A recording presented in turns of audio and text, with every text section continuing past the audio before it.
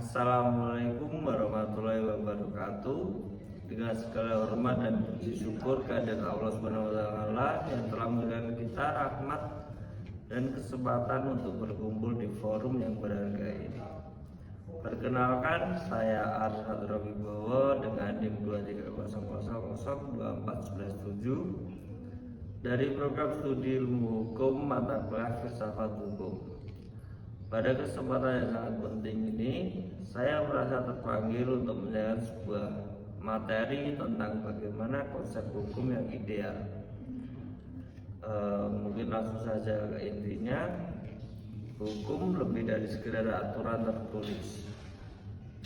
Secara umum, hukum sering diartikan secara sempit sebagai sebuah kumpulan aturan formal yang dibuat oleh otoritas berwenang, berfungsi untuk mengatur tingkah laku manusia dalam masyarakat dan disertai dengan sanksi yang bersifat memaksa bagi pelanggarnya. Namun, jika kita menyelami lebih dalam dan membicarakan soal konsep hukum yang ideal, kita tidak bisa hanya berhenti pada definisi positivistik tersebut. Di diskusi kita harus diperluas untuk mencakup dimensi filosofis, sosiologis, dan moralitas. Kita perlu merenungkan apa sesungguhnya hakikat yang diciptakan oleh hukum itu sendiri, dan parameter apa yang membuat suatu tatanan hukum layak disebut ideal. Dalam khasanah filsafat hukum dikenal konsep trilogi tujuan hukum yang dikembangkan oleh Gustav Radbruch yang secara universal diakui sebagai pilar utama yang harus dijaga keseimbangannya. Ketiga pilar itu adalah keadilan, kemanfaatan, dan kepastian hukum.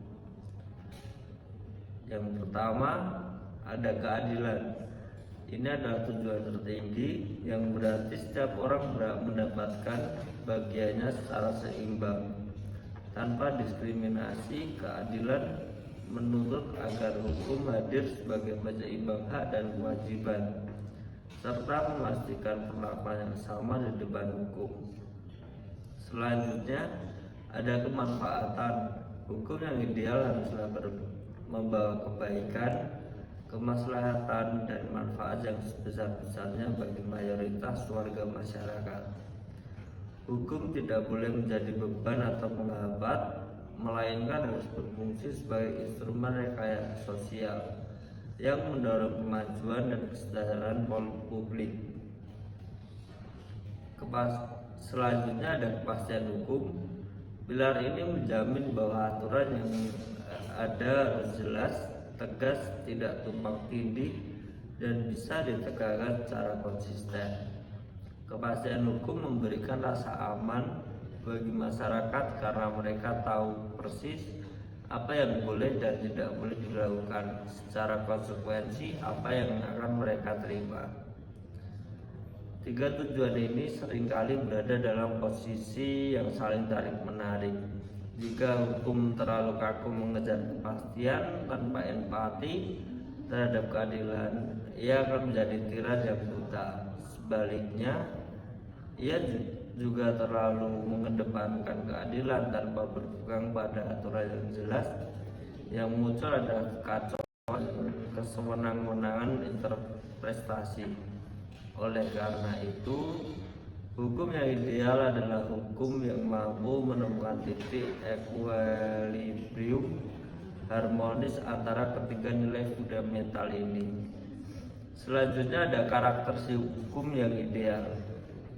Hukum yang ideal tidak cukup hanya mengandung nilai-nilai tersebut, tetapi juga harus menunjukkan karakteristik sebagai berikut. Pertama, ada pelindung universal. Hukum harus mampu melindungi seluruh warga negara tanpa memandang status sosial, kekayaan, etnis, agama, dan latar belakang politik. Tidak ada satupun individu atau institusi yang berada di atas hukum.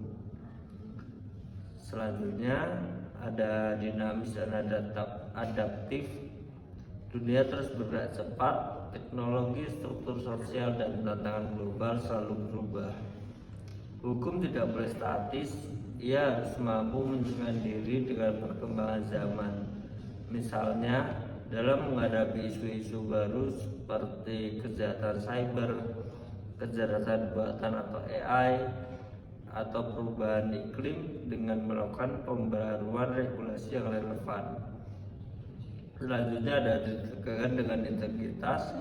Sebaik apapun aturan tertulis, ia hanya akan menjadi macan kertas jika tidak didukung oleh aparat penegak hukum seperti polisi, jaksa, hakim, atau advokat yang memiliki integritas, profesionalisme, dan kejujuran yang tinggi.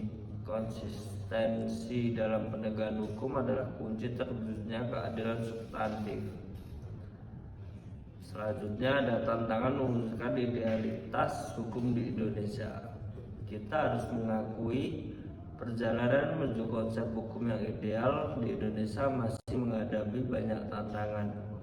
Fenomena hukum yang tajam ke bawah tapi tumpul ke atas, yaitu ketegasan hukum, hanya berlaku bagi rakyat kecil sementara lemah terhadap kalangan atas. Masih sering kita saksikan di kehidupan kita sekitar yang ada. Selain itu, masalah-masalah struktural seperti tumpang tindih peraturan, intervensi politik dalam proses hukum, serta rendahnya kesadaran dan ketaatan hukum di sebagian lapisan masyarakat menjadi batu sandungan yang signifikan. Kita juga menghadapi tantangan dalam mewujudkan hukum yang inklusif dan non-diskriminatif, yang bersumber pada kepribadian nasional, nilai-nilai agama, dan adat istiadat yang luhur, namun tetap menjunjung tinggi prinsip-prinsip hak asasi manusia universal.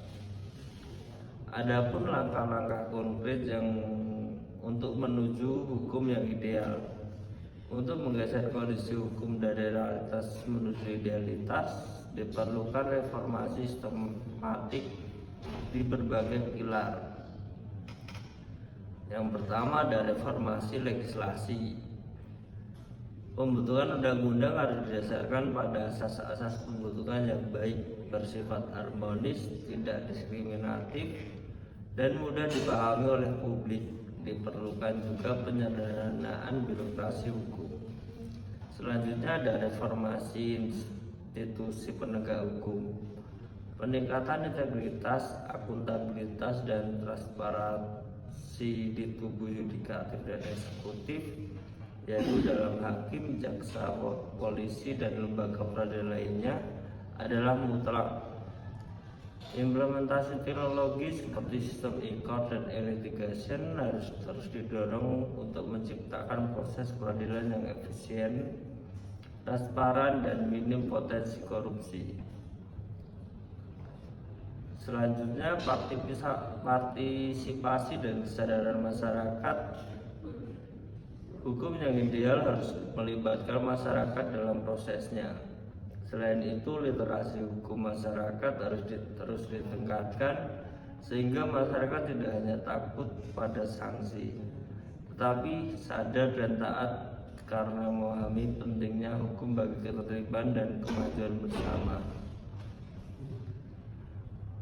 Menutup, intinya hukum yang ideal bukanlah sekedar teks hukum yang sempurna di atas kertas, tetapi adalah hukum yang hidup, hukum yang berpihak pada kebenaran, ditegakkan secara adil tanpa pandang bulu, dan benar-benar membawa manfaat nyata bagi seluruh rakyat. Sebagai generasi muda, khususnya sebagai mahasiswa hukum, tugas kita jauh lebih besar daripada sekedar menghafal pasal-pasal. Kita memiliki tanggung jawab moral untuk menjadi agen perubahan, berpikir kritis, berani bersuara untuk kebenaran, dan tidak tinggal diam ketika melihat ketidakadilan di sekitar kita. Mewujudkan cita-cita hukum yang ideal mungkin adalah sebuah utopia yang sulit dijangkau, tetapi tugas kita adalah terus berlari mengejarnya, karena masa depan supremasi hukum yang adil di pundak kita.